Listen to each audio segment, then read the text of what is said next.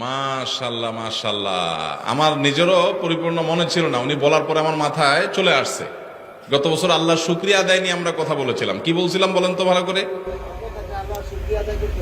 সব ক্ষেত্রে আল্লাহ শুকর আদায় করতে হবে।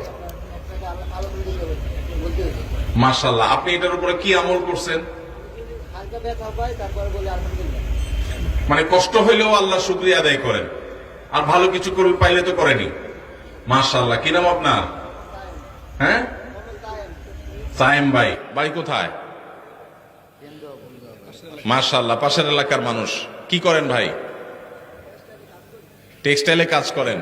মাশাআল্লাহ, আপনি যে গত বছর ওয়াজ মুখস্থ রাখছেন, আমি যে বিষয়ে কথা বলছিলাম আমার পুরো মনে ছিল না, কিন্তু এখন আপনি বলার পরে আমার মনে পড়ে গেছে। হ্যাঁ, এই বিষয়ে কথা বলছি, পরিপূর্ণ আমিও নিশ্চিত হয়ে গেছি। মাশাআল্লাহ, আল্লাহ তাআলা আমার এই ভাইকে ইলম এবং আমল দিয়ে পরিপূর্ণ করে দেখ। আল্লাহ এই ভাইকে দ্বীনের দায়ী হিসাবে কবুল মঞ্জুর করে নেক। বিয়ে শাদী করছেন? হ্যাঁ, ছেলে মেয়ে আছে? আল্লাহ তাআলা তারা নেক সন্তান দান করুক।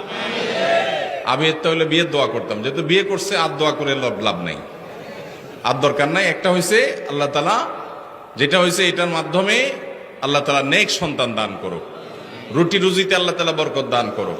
বসেন। আপনারা না পারলে তো আজকে ওয়াজি বন্ধ হয়ে যেত আমার। এখন তো কিছু কথা বলার মানসিকতা তৈরি হয়েছে আলহামদুলিল্লাহ। আর আছেন না কেউ গত বছর এই মাহফিলে আমি যে কথাগুলো বলছিলাম সেগুলোর কথা মনে আছে বা আমল করছেন? দাঁড়ান,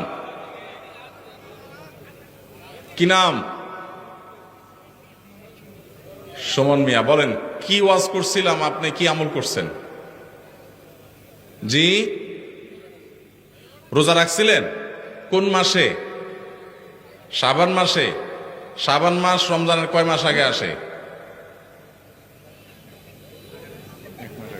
পাশ থেকে কেউ নকল সাপ্লাই করছে নাকি? আচ্ছা, মজা করছি, নকল সাপ্লাই করেন, আপনি সঠিক বলেছেন। মাশাআল্লাহ, কয়টা রোজা রাখছেন ছোট ভাই? 2টা রোজা রাখছেন। মাশাআল্লাহ, আল্লাহ তাআলা আমলের তৌফিক দান করুক। বসেন। ভালো লাগলো যে আরেক ভাইও আমল করেছেন, আরো হয়তো কিছু ভাই আমল করেছেন। মাশাআল্লাহ, এটা একটা ভালো দৃষ্টান্ত। আর কি বলছিলাম?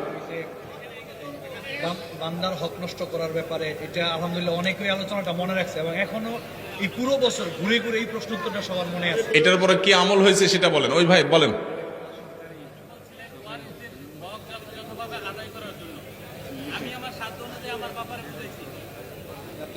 মাশাআল্লাহ, এখন বাবার জীবদ্দশাতে সব ভাগযোগ করে নিয়ে নিছেন?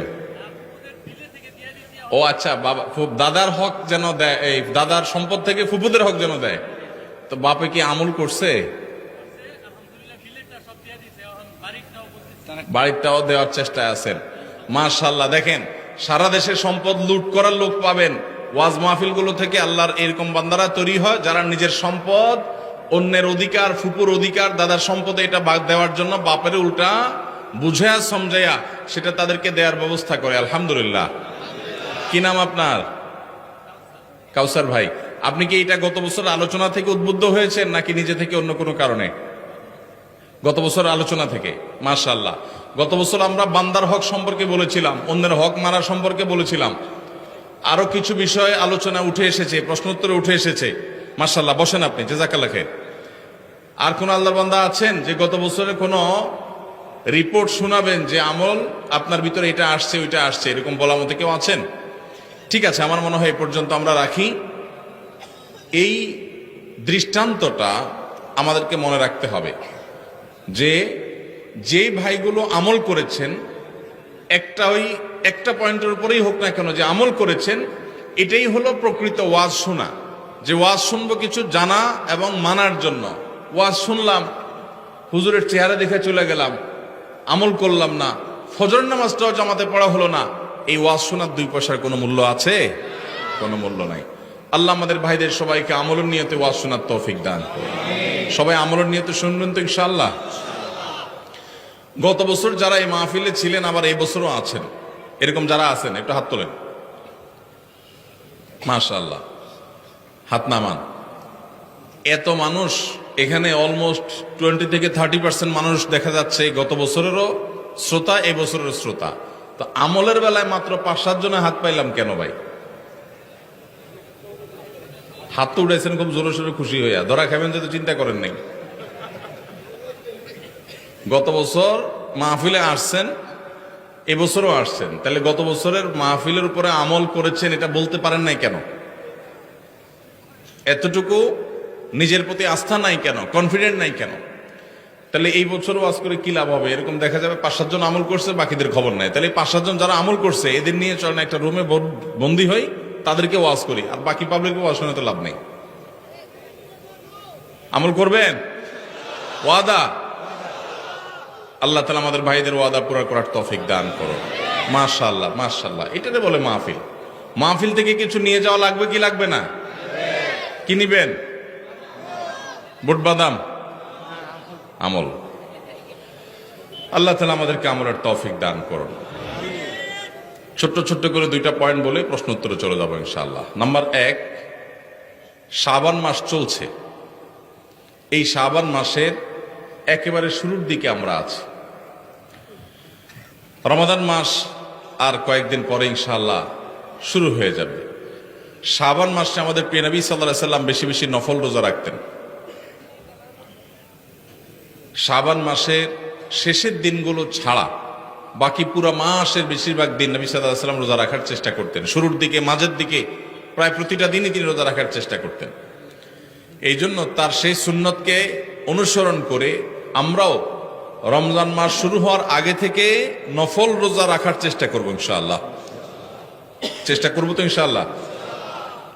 বেশি না পারেন 2, 4, 5টা, 7টা, যার যতটুকু তৌফিকে কুলায় সে কয়টা নফল রোজা রাখবেন। কারণ নফল রোজার শ্রেষ্ঠ মাস শাবান মাস। এই মাসে বেশি বেশি নফল রোজা নবী সাল্লাল্লাহু আলাইহি সাল্লাম কেন রাখতেন?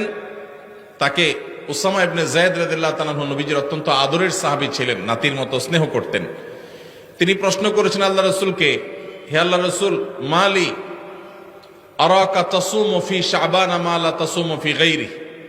আপনাকে দেখি শাবান মাসে যত নফল রোজা রাখেন, অন্য কোন মাসে এত নফল রোজা রাখেন না। হেতু কি? রহস্য কি? কারণ কি? নবীজি সাল্লাল্লাহু আলাইহি সাল্লাম তখন তাকে বলেছিলেন যে এর কারণ হলো এই রোজা, এইটা এই মাসে রাখছি এই জন্য যে এই মাসটাতে মানুষ সাধারণত ইবাদত বন্দেগীর ব্যাপারে উদাসীনতা করে। সবাই অপেক্ষা থাকে, রমজান তো আসছে, রমজান আসলে তো করবই, এই জন্য রমজানের জন্য বসে থাকে। মাঝখান দিয়ে এই মাসটাতে মানুষ আমল ইবাদত ততটা করে না। আবার এই মাসটার আগের মাসটা রজব মাস, সেটা সম্মানিত 4 মাসের একটা। সম্মানিত মাস কয়টা ভাই? 4টা। জিলকদ, জিলহজ, মুহররম, আর চতুর্থটা কোনটা? রজব। এই 4 মাসকে আল্লাহ তাআলা সম্মানিত মাস ঘোষণা করেছেন। তো নবীজি বলেছেন এই মাসটা, শাবান মাসটার আগের মাসটা হলো সম্মানিত মাস, সেজন্য অনেকে একটু ইবাদত বন্দেগীর দিকে মনোযোগ দেয়। আর পরের মাসটা রমজান মাস, সেটা তো বছরের সেরা মাস, সবাই কম বেশি ইবাদতের চেষ্টা করে। মাঝে পড়ে এই শাবান মাসটাতে আমল, ইবাদত, নেকামল এগুলোর ব্যাপারে বেশিরভাগ মানুষ মনোযোগ দেয় না। মনে করো রমজান আসলে একসাথে শুরু করবো, এখন আর কোরআন ধরে না। তো নবীজি সাল্লাল্লাহু আলাইহি সাল্লাম বলেছেন এই জন্য আমি এই মাসে নফল রোজা বেশি বেশি রাখি, কারণ যেই সময়টাতে আমল ইবাদতের পরে অন্য সবাই উদাসীন থাকে, ওই সময়টাতে আমল ইবাদতের আলাদা একটা গুরুত্ব আছে। নবী সাল্লাল্লাহু আলাইহি ওয়াসাল্লাম সেজন্য রাখতেন। আর 2 নম্বর হলো তিনি বলেছেন যাকা শাহরুন ওয়া হুয়া শাহরুন তুরফাউ ফীহিল আমালু ইলা রাব্বিল আলামিন। এই শাবান মাস হলো বছরের সেই মাস যেই মাসে বান্দার সারা বছরের আমলনামা আল্লাহর কাছে ফেরেশতারা উপস্থাপন করেন, প্রেজেন্টেশন দেন, রিপোর্ট জমা দেন। নবীজি সাল্লাল্লাহু আলাইহি ওয়াসাল্লাম বলেছেন ফা উহিব্বু আন ইউরফা আমালি ওয়া আনা সাইম। তো আমি চাই আমার আমলনামা যখন আল্লাহর কাছে পেশ করা হবে আমি তখন রোজাদার যেন থাকি। আল্লাহ যখন আমার আমলনামার দিকে মনোনিবেশ করবেন তখন যেন তিনি আমাকে রোজাদার অবস্থায় পান, নেকামলের মধ্যে পান, তাহলে আমার রিপোর্ট তিনি অনুগ্রহের সাথে, রহমতের সাথে দেখবেন। এই জন্য আমি এই মাসে নফল রোজা রাখি। তাহলে দুইটা কারণ পাওয়া গেল। এছাড়াও এই মাসে বেশি বেশি নফল রোজা রাখলে রমজান রোজা রাখা সহজ হয়, প্রস্তুতিমূলকভাবে প্র্যাকটিস হয়ে যায়। হঠাৎ করে রমজান রোজা শুরু হয়ে গেলে অনেকের অভ্যাস, খাদ্য অভ্যাস একরকম থাকে, রুটিন চেঞ্জ হয়ে যায়, কষ্ট হয়। তো এই মাস থেকে কিছু কিছু রোজা রাখলে রমজান রোজা রাখাটা আপনার জন্য সহজ হবে। আমার নবীজি সাল্লাল্লাহু আলাইহি সাল্লাম এই মাসে বেশি বেশি নফল রোজা রাখতেন। আমি বেশি বেশি না পারলে অন্তত কম কম হলেও রাখবো ইনশাআল্লাহ। একটাও রাখবেন না এই মাসে, শুধু রমজান আসলে রাখবেন ইনশাআল্লাহ। শাবানে একটাও যারা রাখবেন না নিয়ত করছেন তারা হাত তোলেন। নাই? ওয়াজ মনোযোগ দিয়ে শুনছে, বোঝা গেছে, ধরা পড়ে নাই তো। চালাক মানুষ নরসিংদীর, মাশাআল্লাহ। আমি তো ভাবছি হুদায় দুই চারজন হাত তুলে ফেলবে, কারণ ওয়াজ মাহফিলের একটা রোগ হলো বুঝাও হাত তোলে, না বুঝাও হাত তোলে। আরেক রোগ হলো এইটা, বুঝাও ঠিক বলে, না বুঝাও ঠিক বলে। এইটাও ঠিক, দেখছেন নি? এইটাও বলে ঠিক। আপনারা কি বুঝে ঠিক বলবেন না বুঝে ঠিক বলবেন? যতক্ষণ থাকবেন মনোযোগ দিয়ে শুনবেন, আগে থেকে নিয়ত করবেন যা শুনবো সেটা বাড়ি নিয়ে যাব, আমল করব, বউ বাচ্চা, মা বোন, অন্য সবার সাথে শেয়ার করব, চেষ্টা করে যাবে না ইনশাআল্লাহ? তাহলে এই যে শাবান মাসের নফল রোজা, এটা আমাদের সমাজের থেকে অনেক সময় অনেকটা হারিয়ে গেছে। খুব একটা রাখে না মানুষ, ওই শবে বরাতে রাখে কেউ কেউ, আর কোনো রোজা রাখার খোঁজ খবর নাই। অথচ এই মাসেই নফল রোজা বেশি বেশি রাখা দরকার। আমরা আজকে জানলাম, আমল করব। দ্বীনের ইলম যে জেনেছে সে ঠেকেছে, যে জানে নাই সে ঠকেছে। যে জেনেছে সে ঠেকে গেছে, মানে জেনে গেছে, এখন আমল না করলে তো মাইর হবে, জানি আমল করলে না কেন? তাহলে বলবেন না জানাই তো ভালো ছিল। যে জানে নাই সে ঠকে গেছে, সে কপাল পোড়া, একটা সুযোগ হাতছাড়া হয়ে গেছে। আর যে জেনে গেছে সে ঠেকায় পড়ছে, জানছে যেহেতু, এখন তাকে কি করবে? আমল করতে হবে। আমল করলে কি আমাদের লাভ না আল্লাহর লাভ? আল্লাহর কোনো ঠেকা আছে? আমরা হলাম পোলাপানের মতো। পোলাপান দেখবেন মায়েরা খাবারের বাটি নিয়ে নিয়ে পিছনে পিছনে ঘুরে, বাবা খা খা। বাবা জিকির করতে করতে বেচারের মুখ দিয়ে ফেনা উঠে যায়, ঘুরতে ঘুরতে শেষ। ছেলে খাবে না, উল্টা ঝাড়ি মারে। ভাবখানা এমন, খাইলে মায়ের স্বাস্থ্য ভালো হবে। আসলে কি তাই? মা বাবা আদর করেন, স্নেহ করেন সন্তানদেরকে, সেজন্য কষ্ট করে হলেও সন্তানকে ভালো জিনিসটা খাওয়াতে চেষ্টা করেন। যদিও আমাদের মায়েদের এই চেষ্টাটা আরো বেশি প্রশংসনীয় হবে যদি মায়েরা যতটা চেষ্টা করেন বাচ্চাকে খাওয়ানোর জন্য, এর চেয়ে বেশি চেষ্টা যদি করতেন হালাল খাবার দিচ্ছেন কিনা সেই বিষয়ে মনোযোগ দিতে, তাহলে এই সন্তান শুধু সন্তান হতো না, এটা ফেরেশতা হইতো। এই সন্তান বাবা মার সবচেয়ে বাধ্যগত সন্তান হতো। এই সন্তান নয়ন জোড়ানোর মতো সন্তান হতো। এখন আমাদের ঘরে ঘরে কুলাঙ্গার সন্তান ভরে গেছে। বেশিরভাগ ফ্যামিলিতে বাবা মার চক্ষু শীতলকারী সন্তান নাই। আজকে একটা বিশ্ববিদ্যালয়ের সাবেক ভিসি, তিনি আজকে বলছিলেন যে আমার বাবা আমাদেরকে ছোটবেলায় যখন খেলতে বের হতাম, স্কুল কলেজে পড়ার সময় বলতেন মাগরিবের আগে আগে বাসায় আসবা, এবং আমরাও সেটা আমল করতাম। এসে মাগরিবের নামাজ পড়তাম, পড়ে পড়ালেখা করতে বসতাম। আমার ছেলেকে আমি একই কথা বলছি, আমার মনে আছে আমার বাবা কি বলেছেন আর আমি কি রিঅ্যাক্ট করেছি আমি জানি। এখন ছেলেকে বললাম একই কথা, বাবা মাগরিবের আগে বাসায় আসতে হবে। ছেলে আমাকে জবাবে বলছে, কেন বাবা, কেন মাগরিব পর আসতে হবে? ওয়াই? আমার বন্ধু বান্ধব সবাই তো মাগরিব পর পর্যন্ত খেলে, কই কারো বাসা থেকে তো এত চাপ দেয় না, তুমি এত জোরাজোরি করো কেন? তো আমি তার কথা শুনে বললাম, আপনার বাবা, ওই ভদ্রলোককে বললাম, আপনার বাবা আপনাকে এত বেশি খাবার নিয়ে পিছনে পিছনে দৌড়াইতে পারে নাই, আপনি আপনার ছেলে পিছনে যতটা দৌড়াইছেন। উনি বলেন সঠিক। আমি বললাম, আপনার বাবা আপনাকে প্রতিবেলা এত মাছ গোশ খাওয়াইতে পারে নাই, আপনি আপনার ছেলেকে যত বেশি মাছ গোশ খাওয়াইতে পারছেন। আপনি একটা বিশ্ববিদ্যালয়ের ভাইস চ্যান্সেলর মানুষ, আপনি আপনার ফিনান্সিয়াল ক্যাপাসিটি খুব বেশি হওয়ার কারণে ছেলেকে শহরে রেখে যত তুলতুলে জীবন দিতে পেরেছেন, আপনার বাবা আপনাকে এতটা সুখ দিতে পারেন নাই। কিন্তু আপনার বাবার আপনি অনুগত সন্তান ছিলেন, বাবার চোখ জুড়িয়েছেন, নয়ন জুড়িয়েছেন, অন্তরকে শীতল করেছেন, আর আপনার সন্তানটা কিন্তু আপনার অন্তরকে শীতল করতে পারে নাই। প্রবলেমটা কোথায়?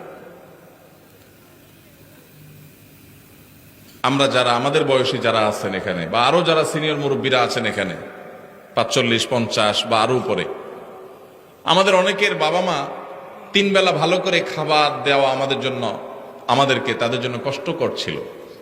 কিন্তু এরপরেও আমরা বাবা মার প্রতি এতটা অনুগত, বাবা মাকে আমরা অনেক ফিল করি, অনেক মিস করি, বেঁচে থাকলেও ফিল করি, আর মরে গেলে আরো বেশি মিস করি, ফিল করি। কিন্তু এখনকার যে আমাদের সন্তানরা, এই সন্তানরা আমাদের বাবা মা আমাদের জন্য যতটা করতে পেরেছেন, এদের জন্য আমরা এর 3 গুণ করার পরও তারা আমাদের বাবা মার প্রতি আমরা যতটা অনুগত, আজকালের সন্তানরা আমাদের প্রতি ততটা অনুগত না। কারণটা কি ভাইরা আমার? সবই তো দিয়েছি, সবই দিয়েছি। আমার বাবা মা যা দিতে পেরেছে আমি তার চেয়ে বেশি দিয়েছি। তাহলে কৃতজ্ঞতা আদায় করতে গিয়েও তো অন্তত আমি আমার বাবার মধ্যে যতটা অনুগত, সন্তান আরো বেশি অনুগত হওয়ার কথা ছিল, কিন্তু হচ্ছে না। এর কারণ কি? এর কারণ বিশ্লেষণ করা অনেক লম্বা আলোচনার ব্যাপার। একক কোনো কারণ এখানে বলা কঠিন, অনেকগুলো কারণ রয়েছে। এর ভিতরে একটা কারণ হলো আমাদের এই সমাজ ব্যবস্থা, এটা পশ্চিমা সংস্কৃতি দ্বারায় এত বেশি প্রভাবিত হয়ে গেছে যে আমাদের সন্তানরা এখন তারা এদেশীয় সংস্কৃতি, এদেশে মানুষের কৃষ্টি, কালচার, সভ্যতা, এদেশের মানুষের তাহজিব, তামাদ্দুন এবং অ্যাজ এ মুসলিম ইসলামের যে কৃষ্টি কালচার, সেই জায়গা থেকে অনেক দূরে সরে গেছে। আমাদের তরুণদের একটা বড় অংশ তারা বিপদগামিতার দিকে চলে গেছে। এর কারণ যেমন পশ্চিমা সংস্কৃতির আগ্রাসন আছে, নাটক সিনেমার নামে, বিনোদনের নামে যেগুলো দেখছেন সারাক্ষণ, আপনার ভেতরের জগৎকে পরিবর্তন করে দিচ্ছে। সেগুলো আপনার ঈমান, আমল, চিন্তাধারা সবকিছুকে প্রভাবিত করে নিজের অজান্তে চেঞ্জ করে দিচ্ছে। আপনি মুসলমান থাকছেন নামে আর খোলসে, ভেতর থেকে আপনাকে পরিবর্তন করছে, আপনি টেরও পাচ্ছেন না। আপনার সন্তানকে আপনি শিক্ষা দিচ্ছেন, স্কুল, কলেজে, ইউনিভার্সিটিতে শিক্ষা নিতে গেছে যে সন্তান, সেখান থেকে শিক্ষার উপরে ভর করে পশ্চিমা যে সংস্কৃতি আসছে সেটাও সে ধারণ করেছে, শিক্ষিত হচ্ছে, পাশাপাশি সে পশ্চিমা ধ্যান ধারণায় বিশ্বাসী হচ্ছে। এর ফলশ্রুতিতে ইসলামের যে ট্র্যাক, ইসলামের যে সুমহান শিক্ষা, সেই শিক্ষা থেকে বঞ্চিত হয়ে ধ্বংস হয়ে যাচ্ছে। এর অনেক কারণের ভিতরে একটা কারণ হলো সন্তানকে আপনি সেইভাবে হালাল খাবার খাওয়াতে পারতেছেন না আপনার বাবা মা যেটা আপনাকে খাওয়াতে পেরেছে। আপনার বাবা মা অনেক কষ্ট করে অল্প খাওয়াইছেন, কিন্তু হালাল খাওয়াইছেন, তার বরকত ছেলের মধ্যে আপনি পাইছেন। আপনি আপনার ছেলে মেয়েকে যা খাওয়াচ্ছেন বুকে হাত দিয়ে বলতে পারবেন না যে টনটন করে বাঁচবে, এতটা হালাল এবং পিওর যেটা আপনার বাবার সম্পদের মধ্যে ছিল, সেটা যদি আপনার সন্তানের মধ্যে আপনি করতে পারেন, ইনশাআল্লাহ এ যুগে আপনার সন্তান সবচেয়ে সভ্য, ভদ্র এবং মাথা নিচু করে বিনম্রতার সাথে আপনাকে শ্রদ্ধা নিবেদন করবে। এজন্য সন্তান খাইলো কি খাইলো না এটার জন্য যতটা মরিয়া মায়েরা, এর চেয়ে বেশি মরিয়া হবেন সন্তানের পেটে হালাল ঢুকছে নাকি হারাম ঢুকছে বিষয়টা নিয়ে। আল্লাহ আমাদেরকে সেই তৌফিক দান করুন। ভাইরা আমার, তাহলে আমরা শাবানের নফল রোজার কথা বলছিলাম। এই নফল রোজাগুলো আমরা বেশি বেশি করে নিজেরা রাখবো, অন্যদেরকে রাখতে উৎসাহিত করব, অন্যদের মধ্যে প্রচার করব, জানাজানি করব। আগামী বছর আমাদের কাছে বলার দরকার নাই, আমি হয়তো মাহফিল আগামী বছর আসবো না, বাঁচবো না, হয়তো মাহফিল আদৌ হইল না, কিন্তু আল্লাহর কাছে যেন এটা বলার মতো থাকে। এই মাহফিল থেকে যাওয়ার সময় নিয়ত করে যাবো ইনশাল্লাহ আমলটা করব। ঠিক আছে না ইনশাল্লাহ? আল্লাহ আমাদের সবাইকে আমলের তৌফিক দান করুন। তো এই যে মা বাবার সন্তানের কথাটা যেখান থেকে আসলো, সেটা হলো আমরা শাবান মাসে বেশি বেশি রোজা রাখলে লাভ কি আমাদের না আল্লাহর? আল্লাহ কোরআনে বারবার আমাদের নেকামল করতে বলছেন, নবীরা বারবার আমাদেরকে সতর্ক করছেন। এটা দেখে কোন জাহেল মানুষের মনে চিন্তা আসতে পারে যে ব্যাপার কি, আমরা আমল না করলে আল্লাহর কি? ভাইরা আমার, এটা হলো শিশু সুলভ চিন্তা।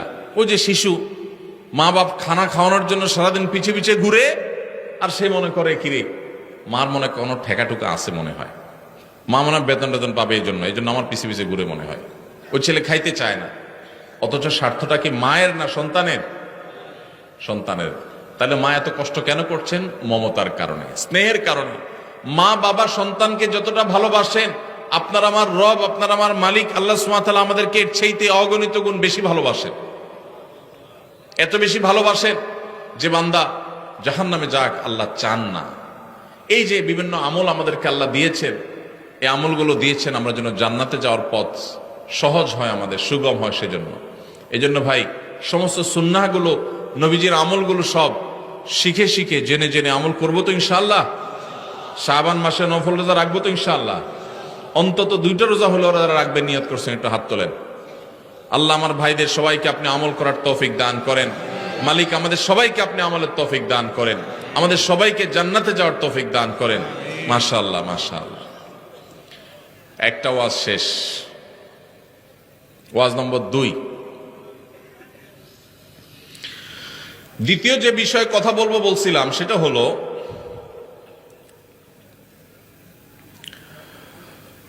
আল্লাহ রাব্বুল আলামিন আমাদের জন্য যে সমস্ত বিষয়গুলোকে ফরজ করেছেন, ফরজ, এর মধ্যে একটা হলো আমাদের মৃত্যুর পর আমাদের সম্পদে আমাদের রক্ত সম্পর্কীয় আত্মীয়দেরকে এক একজনকে এক এক হিস্সা বা অংশ আল্লাহ তাআলা নির্ধারণ করে দিয়েছেন কোরআনে। জানেন তো আপনারা কোন সূরায় করেছেন? সূরা নিসা। কোরআনের সবচেয়ে বড় আয়াত, সবচেয়ে দীর্ঘ আয়াত। আল্লাহ রাব্বুল আলামিন যে বিষয় বলতে গিয়ে নন স্টপ বলে তারপরে দাঁড়িয়ে দিয়েছেন, অনেক দূরে গিয়ে পুরো বিষয় বলে শেষ করে তারপর দাঁড়িয়ে দিয়েছেন।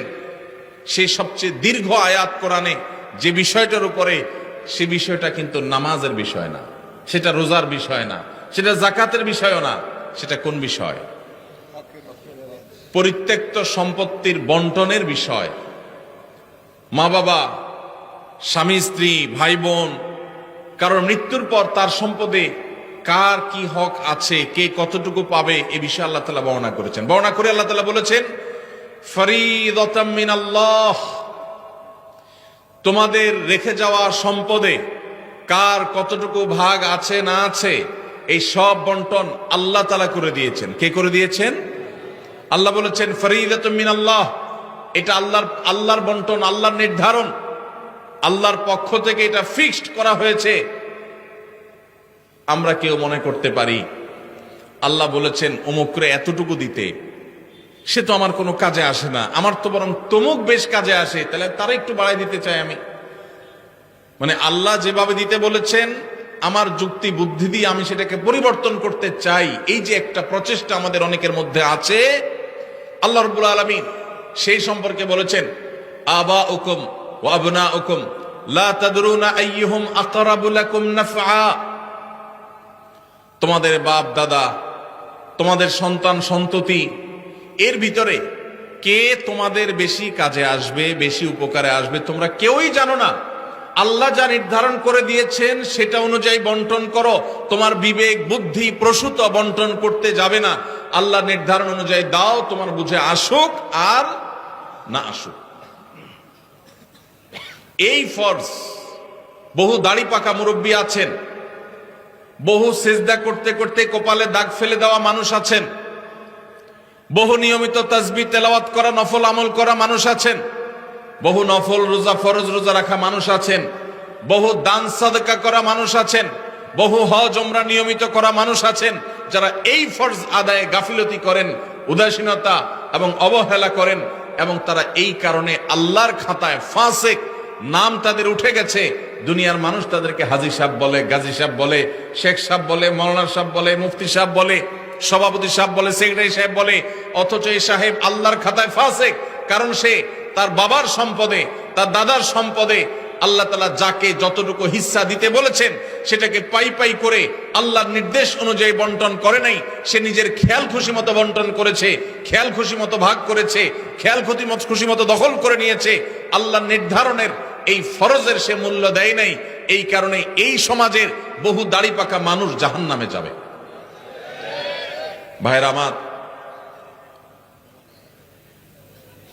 আমরা অনেকেই আছি থোক 10-20-50 হাজার টাকা মাহফিলে দিতে পারি, অনেকেই আছি মসজিদ মাদ্রাসা 20-50 হাজার টাকা দান করতে আমাদের কোনো আপত্তি নাই। আপত্তি কোন জায়গায়? আপত্তি হইল আমার বাবা দুনিয়া থেকে চলে গেছেন, এখন বাবা যা রেখে গেছেন জমি জমা স্থাবর অস্থাবর সম্পদ ব্যাংক ব্যালেন্স টাকা পয়সা যা যা আছে এগুলো থেকে ভাগ করে কাকে দিতে হবে? আমার ওই বোনটাকে দিতে হবে, ভাইটাকে দিতে হবে, সবাইকে যার যারটা দিতে হবে। এটা দিতে আমাদের খুব কলিজা লাগে, আছে না নাই? দান করতে তার কোনো অসুবিধা নেই, কারণ দান তো 20-50 হাজার করতেছে, কিন্তু বাবার সম্পদটা দিতে কার্পণ্য করে, গড়িমসি করে, আছে না নাই? এই সমাজে যদি আপনি এ ক্লাসের মুসলমান দেখতে চান, খাঁটি মুসলমান যদি দেখতে চান, আসল মুসলমান যদি দেখতে চান, যেই মুসলমান শুধু সহজ আমল করে না, কঠিন আমলগুলোকে বুক চিতিয়ে বুক উঁচু করে করতে চায়, সেই মানুষগুলো হলেন তারা যারা বাবা মায়ের সম্পদে বা নিজেদের রক্ত সম্পর্কীয় আত্মীয় স্বজনদের সম্পদে যার যতটুকু হিস্সা আছে, কোরআন আল্লাহ তাআলা যতটুকু যাকে দিতে বলেছেন তাকে হিসেব করে পাই পাই করে ততটুকু দেয়, বিন্দু মাত্র বেশ কম করে না। এই মানুষগুলো হলো এই সমাজের সবচেয়ে ক্রিম মুসলমান, সবচেয়ে এলিট, সবচেয়ে এ ক্লাসের আপার ক্লাসের মুসলমান। আপনারা আপার ক্লাসের মুসলমান হওয়ার চেষ্টা করবেন ইনশাআল্লাহ। মুরব্বীরা যারা আছেন, বাবাজিরা ভালো আছে যারা আছেন, আপনাদের বলছি সন্তানদেরকে ওসিয়ত করে যাবেন, ইসলাম নিয়ে এসে সেখানে লিখবেন রীতিমতো যে আমি মারা গেলে আমার সম্পদে কোরআন হাদিস যেভাবে বলেছে তোমরা ভাই বোনরা ঠিক সেভাবে পাই পাই করে হিসাব করে ওইভাবে বন্টন করবা, খবরদার এর কম বেশ করবা না। এটা ওসিয়ত করে যাবেন সন্তানদেরকে। এরপরে যদি কোনো সন্তান কিছু সম্পদ মেরে দেয়, ভাই বোনদের বঞ্চিত করে, কিছু থোক দিয়া লামসাম কিছু দিয়া তাদের কাছ থেকে দায় মুক্তির চেষ্টা করে, তাহলে ওই সন্তান দায়ী হবে। আর আপনি যদি জানেন আপনার মারা যাওয়ার পরে সন্তানরা এরকম সম্পদ নিয়ে তসরুপ করবে, 2 নম্বরই করবে, আর আপনি চুপচাপ চলে যান, তাদেরকে সতর্ক না করেন, তাহলে আপনিও আল্লাহর কাঠগড়ার আসামি হবেন। আর অনেক মুরব্বীরা আছেন যারা আপনাদের বোনদের সম্পদের হক দেন নাই, বাবার সম্পদ থেকে নিজেরা পাইছেন, বোনদেরকে দেন নাই, বোনদের সাথে চিটারি করছেন। কিভাবে চিটারি বলবো আমি? বাবার মৃত্যুর পর বোনদের দাওয়াত দিচ্ছেন, ভাগিনাদেরকে দাওয়াত দিচ্ছেন, দুলাভাইরে দাওয়াত দিচ্ছেন, আইনা ধুমসে একটা খাওন দিছেন, খাওয়ায়া নতুন নতুন বাজার থেকে শাড়ি টাড়ি আনছেন, আইনা বোনদেরকে শাড়ি, বাইগনাদের কাপড় চোপড়, দুলাভাইরে লুঙ্গি, যার যা মনে চাইছে দিচ্ছেন, ধুমসে খাওয়ায় টাওয়ায় এখন আলাপ উঠেছেন। আগে খাওন দিয়েছেন পেটে, এরপরে আলাপ উঠেছেন। কি আলাপ উঠেছেন, দেখো বোন, বাবা তো দুনিয়া থেকে চলে গেলেন, আল্লাহ তারা নিয়ে গেলেন, এখন জমি জমা গর্বিটা বাবার যেগুলো যেগুলো আছে শরীয়ত অনুযায়ী তো তোমাদেরও এখানে ভাগ আছে, কিন্তু বাবা যে সেই অসুস্থ হয়েছে ওই থেকে বাবার সব ট্রিটমেন্ট ডাক্তার খরচ এগুলো সব তো আমারই করা লাগছে, তোমাদেরও মানুষ করা লাগছে। এখন এখানে তোমাদের ভাগ আছে সেটা তো আমি জানি, এখন এগুলা কি করা তোমরাই বলো, বল তোমাদের কোটে, বল তোমাদের কোটে। এটা হলো খুব সূক্ষ্ম চিটারি, এটার নাম হলো সূক্ষ্ম চিটারি। ডাকাতি বাটপারির বিভিন্ন ধরন আছে, তো এটা এক প্রকারের বাটপারি। কেন বাটপারি বললাম? কারণ ওই যে বোনটাকে বললেন বাপের বাড়িতে আইনা খাওয়াইয়া দাওয়া, বাপ মরার পরে মনটা এমনি নরম, আরো মেয়ে মানুষ, যখন এটা বলছেন আপনি, তখন সে কি বলবে বলেন? কি বলবে? বলবে থাক ভাই, আমার কোনো দায় দাবি নাই, আপনি তো কষ্ট মষ্ট করছেন, বাবার সব ডাক্তার কবিরাজ খরচ দিচ্ছেন, দেখাশোনা করছেন, থাক আমাদের দিতে হবে না, আপনি দোয়া করে দিয়েন। মনের ভিতরে ব্যথা চাপায়া মেয়ে মানুষ মাত্র খাওয়াইছে ভাইয়ে, এখন যদি মুখের উপরে যদি বলে ভাই কি খরচ বরচ হয়েছে সেগুলো সব কাইটা রাখা, বাকি যেগুলো থাকে এগুলাতে আমাদের কত হয় হিসাব নিকাশ করে দিয়ে দিয়েন, এইটা বললে ওই বোনের আর রক্ষা আছে? পুরো এলাকাতে বদনাম ছড়ানো হবে যে আমার বোন বাপটা মইরা সারে নাই, কবরে রাইখা সারি নাই, এখন সে ভাগ চাইতে আসছে। এবার আমরা শুরু করব তাকে দুর্বল জায়গায় আঘাত করে তাকে দুর্বল করার। এই রোগটা আমাদের সমাজে আছে না নাই? মুরব্বীরা, বাবাজিরা যারা আছেন, কান খাড়া করে শুনে রাখেন। লম্বা দাড়ি নিয়া, তসবি তালিল নিয়া, নামাজ রোজা নিয়া ওয়াজ শুনতে শুনতে কানটা ঝালাফালা করে গেছেন, 2 পয়সার কোনো লাভ হবে না। যদি বোনদের হক মেরে থাকেন, কিয়ামতের ময়দানে এই বোন দেখবেন দাঁড়ায় গেছে, এক চুল পরিমাণ ছাড় হবে না। যত আমল করেছেন সব দিয়ে জাহান্নামে যেতে হবে যদি বোনদের হক মেরে থাকেন। এই জন্য বাবারা, এই চিটারি করা যাবে না। ভাইয়েরা, এই চিটারি করা যাবে না। যেসব ভাইয়েরা বাবা মার মৃত্যুর পর বোনদের হক দেন নাই, অনেকে মায়ের হক দেয় না। মায়েরও হক আছে। আপনার বাবা মারা গেছেন, আপনার মা তার স্বামীর সম্পদে তার হক আছে না নাই? কয়জন সন্তান বলতে পারবেন যে আমার বাবা মারা গেছে, মাকে হিসাব করে দিয়ে দিছি? কয়জন বলতে পারবেন? এক ভাই হাত তুলছেন। আর আছেন যে মাকে হিসাব করে দিয়েছেন? আরেক ভাই হাত তুলছেন, মাশাল্লাহ। আরেক ভাই হাত তুলছেন, 2-4 জন হাত তুলছেন, মাশাল্লাহ। বেশিরভাগ মানুষ হাত তোলেন নাই। অনেকের হয়তো বাবা আল্লাহ তাআলা বাঁচায় রাখছেন, আরো বাঁচায় রাখুক, আমরা দোয়া করি। কিন্তু যদি দুনিয়া থেকে চলে যায়, তাহলে ওলামা ইকরামের কাছ থেকে মাসআলা জেনে কোরআন যাকে যতটুকু দিয়েছে তাকে ততটুকু দিবেন তো ইনশাআল্লাহ? কারা কারা দিবেন? হাত তোলেন, হাত তোলেন। পাক্কা নিয়ত করে হাত তোলেন, আন্দাজে হাত তুলবেন না। সম্পদের লোভ করব না, বলেন সম্পদের লোভ। আল্লাহর দেওয়া বন্টন অনুযায়ী পাই পাই করে সবাইকে বুঝাই দেব ইনশাআল্লাহ। আল্লাহ আমাদের সব ভাইকে তৌফিক দান করুন।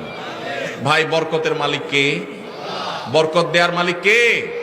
আল্লাহ। যদি বরকতের মালিক এটা বিশ্বাস করেন, তাহলে আপনার বাবার সম্পদে, মায়ের সম্পদে, ভাইয়ের সম্পদে, বোনের সম্পদে, আপনাদের পরস্পরের সম্পদে তার মৃত্যুর পর যার যতটুকু পাওনা আছে, আল্লাহ বলছে তাকে 1/3 দাও, আল্লাহ বলছে তাকে 50% দাও, আল্লাহ বলছেন কাকে এতটুকু দাও, আরেকজনকে এতটুকু দাও। যাকে যতটুকু দিতে বলেছেন তাকে ততটুকু যদি দিয়ে যান, আপনি ফকির হয়ে যাবেন, অভাবী হয়ে যাবেন, আপনার সব শেষ হয়ে যাবে। এটা কোনো মুসলমানের বিশ্বাস হতে, আল্লাহর নির্দেশ অনুযায়ী যার যতটুকু পাওনা যদি আমি দিয়ে দেই, আল্লাহ তাআলা আমাকে বরকত দিবেন না দিবেন না?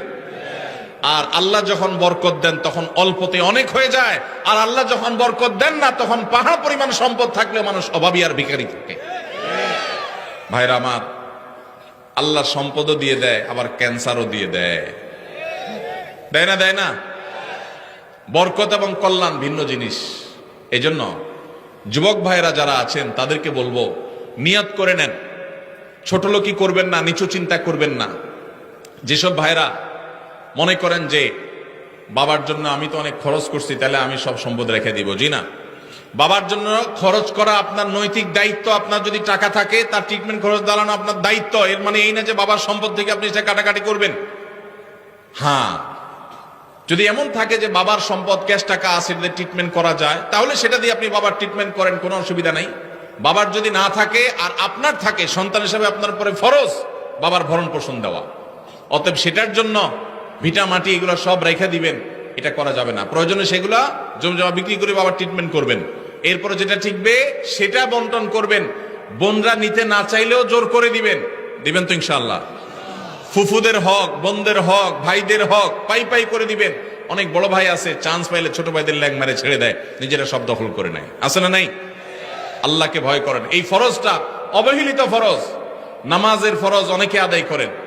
আমার কাছে নালিশ আসে, অনেক ফ্যামিলির বিভিন্ন ভাইরা নালিশ নিয়ে আসেন, ভাইয়ে হক মেরে দিস।